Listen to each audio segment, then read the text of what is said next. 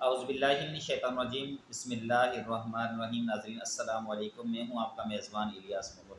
ناظرین، میں اس وقت آپ کی توجہ ایک اہم مسئلے کی طرف دلانا چاہتا ہوں۔ وہ مسئلہ ہے درگاہیں۔ ہمارے ملک کے اندر بے شمار درگاہیں، بزرگان دین ہیں جنہوں نے ساری زندگی اللہ کی راہ میں گزار دی، اور ان کا جس جگہ پر ان کی آج قبر مبارک موجود ہے، جن جن درگاہوں کے اندر، وہ جگہ بھی ظاہر سی بات ہے کہ ہم اسلامی تعلیمات کو دیکھتے ہیں تو وہ جگہیں بھی مقدس ہوتی ہیں جہاں پر اللہ کا نیک بندہ موجود ہوتا ہے یا اس کا وجود موجود ہوتا ہے۔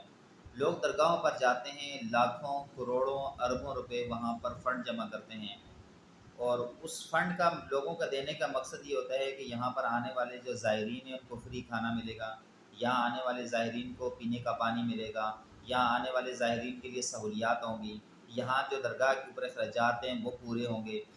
اور خاص کر جو بزرگان دین ہیں جن کی یہ درگاہ ہیں، ان کے نام کی یہاں کتابیں چھپیں گی، دنیا کو پتہ ہو کہ یہ کون سے بزرگ ہیں، ان کا تعلق کہاں سے ہے، ان کا سلسلہ کیا تھا، یہ کتنے بڑے ولی گزرے ہیں۔ آج کسی بھی درگاہ پہ آپ چلے جائیں، اس بزرگ کے نام کی آپ کو کوئی کتاب نہیں ملے گی، وہاں سے کوئی معلومات نہیں ملے گی، بلکہ آپ کو وہاں سے سارے مافیا ملیں گے، فنڈ جمع کرنے والے، لوگوں سے پیسہ بٹورنے والے، نمک اٹھا کے دینے والے، تیل اٹھا کے دینے والے، اگربتیاں دینے والے، طرح طرح کے مافیاز آپ کو ملیں گے، مگر اس بزرگ کے بارے میں آپ کو کسی قسم کی کوئی معلومات نہیں ملے گی۔ میں بھی ریسنٹلی شاہ حقیق گیا تو مجھے شاہ حقیق کے بارے میں کوئی کتاب وہاں سے نہیں ملی۔ وہاں میلے ٹھیلے، دنیا بھر کی چیزیں، وہاں پر دکانیں ہر قسم کی ملی، مگر ان بزرگوں کے نام سے کوئی لٹریچر نہیں ملا۔ حضرت عبداللہ شاہ صحابی رحمۃ اللہ علیہ کے مزار پر گیا، وہاں مجھے کسی قسم کا ان کے بارے میں لٹریچر نہیں ملا۔ میں عبداللہ شاہ غازی رحمۃ اللہ علیہ کے مزار پہ گیا، مجھے ان کے بارے میں بھی وہاں پر کوئی لٹریچر نہیں ملا۔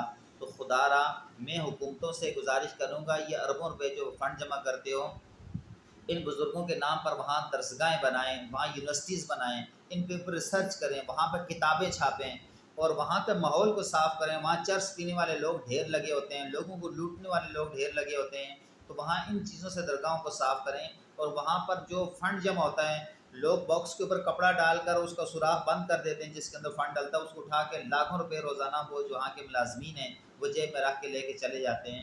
تو اس مافیاز کو ختم کریں، اور میری یہ ویڈیو جو ہے وہ محکمہ اوقاف تک آپ لوگ پہنچائیں تاکہ ان تک یہ بات پہنچے، اور اگر محکمہ اوقاف خود نہیں ملا ہوا ان کے ساتھ تو اس مسئلے کو وہ ضرور حل کرے گا۔ اپنے میزبان الیاس مغل کی دیجیے اجازت۔ اللہ حافظ۔